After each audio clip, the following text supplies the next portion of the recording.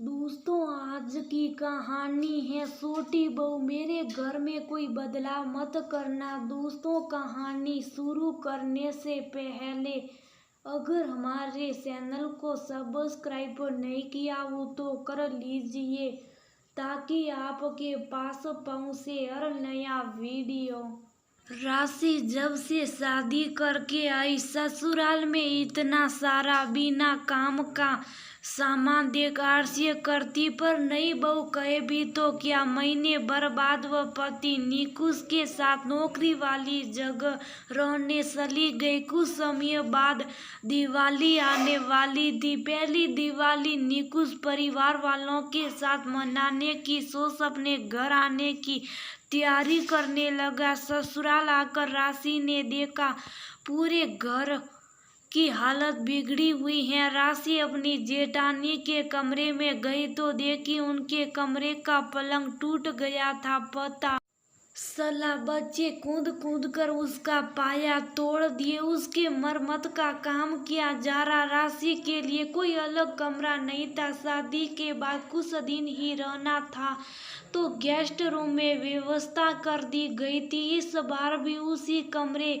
को रहने के लिए तैयार किया गया। भाभी, ये सब पुराने फर्नीचर को हटाकर नया क्यों नहीं ले आते? और ये आदम जमाने के बक्सों में पूरा स्टोर भरा पड़ा, इनमें क्या रखा हुआ है? राशि जेठानी जी से पूछी। धीरे बोलो राशि, माँ जी ने सुन लिया तो तुम बिना वजह कौप का भाजन बन जाओगी। जेठानी तनु ने कहा, पता भाभी, अभी हमने नई गृहस्थी शुरू की। बहुत कुछ तो मेरी माँ ने दिया पर बहुत कुछ हमने खरीदा। नए जमाने का सब देख मन खुश हो जाता। यहाँ तो बेकार सामान भी स्टोर में बड़ा दिखता, वो क्यों नहीं हटाते? राशि ने पूछा। अब क्या कहाँ जाए माँ, पता नहीं कौन सी जमाने में जी रही हैं। दोनों बेटे भी कहकर थक चुके। उनसे पता नहीं कौन से जमाने में जी रही हो तुम,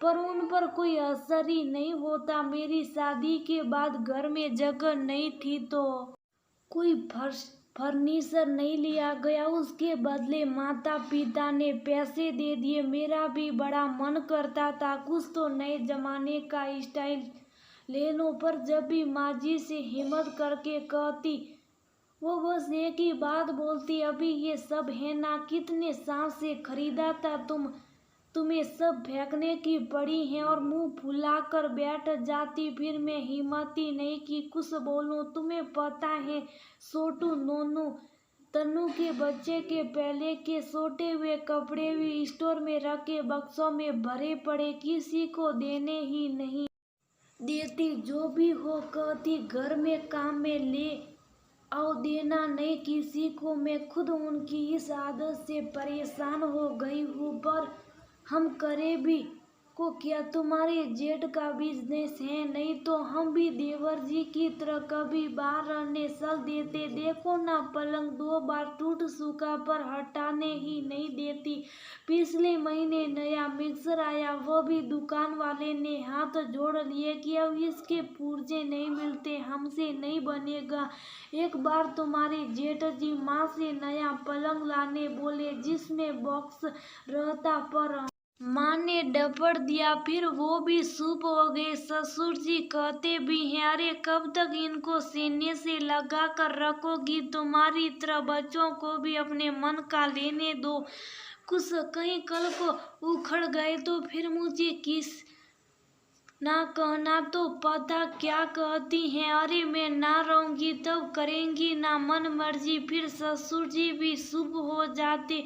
अब तुम भी कह कर देख लो। सब कहने के बाद मजाक करती तनु राशि से बोली। राशि पहले तो चुप हो गई, पर सोची एक बार सोच समझ कर प्यार से सास से बात करके देखेगी। यहाँ भी उसे वही हाल लगा जो उसकी दादी का हाल था। इस चक्कर में उसकी माँ और ताई जी दादी में अक्सर लड़ाई हो जाया करती थी, पर जीत माँ और ताई जी की होती थी क्योंकि वह जयज बातें कहती थी। अब तो उसकी दादी के कमरे में उनकी यादों का जत्था रखा हुआ है जो सही सलामत और उपयोग करने लायक है। बस वही सब बाकी जो पुराने पलंग और सोफे थे उनका प्रयोग नए जमाने के हिसाब से कर दिया गया था, जिसमें दोनों खुश थी। यहाँ तक कि कुछ मजबूत लकड़ी के बक्से रखे थे। माँ और ताई जी ने उसे हॉल में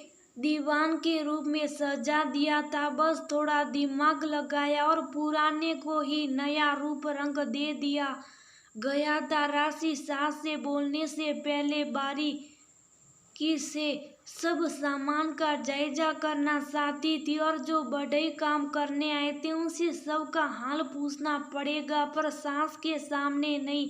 सब सामान को जांच परख कर उसे यही समझ आया कि जो पलंग के उनके पाए बार बार टूट जाते पर लकड़ी अच्छी। उसने काम करने वाले से पूछा, इस पलंग को दीवान का रूप दिया जा सकता है जिसमें सामान भी रखा जा सके और मजबूत भी हो जाए? जी छोटी भाभी, क्यों नहीं, ये लकड़ियां बहुत अच्छी क्वालिटी की हैं, इसलिए माताजी हटाने नहीं देती। उसने कहा, बस माँ के सामने मेरी हाँ में हाँ करना और जितनी तारीफ कर सको मेरी बात का वो काम करना।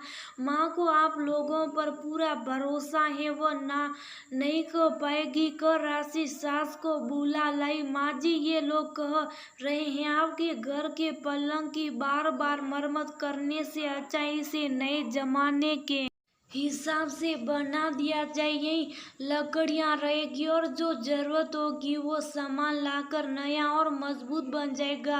राशि सासू माँ से बोली, हाँ माँ जी सही है, आप बार बार कितना बनवाती रहेगी। मैं अभी बहू रानी से यही कह रहा था, हमने बहुत ऐसा बनाया है, आप कहो तो आपके घर के पलंग का भी रूप बदल दे। बढ़ई ने कहा, नहीं नहीं, जो है वही रहने दो, हमारे घर में जो है वही रहेगा।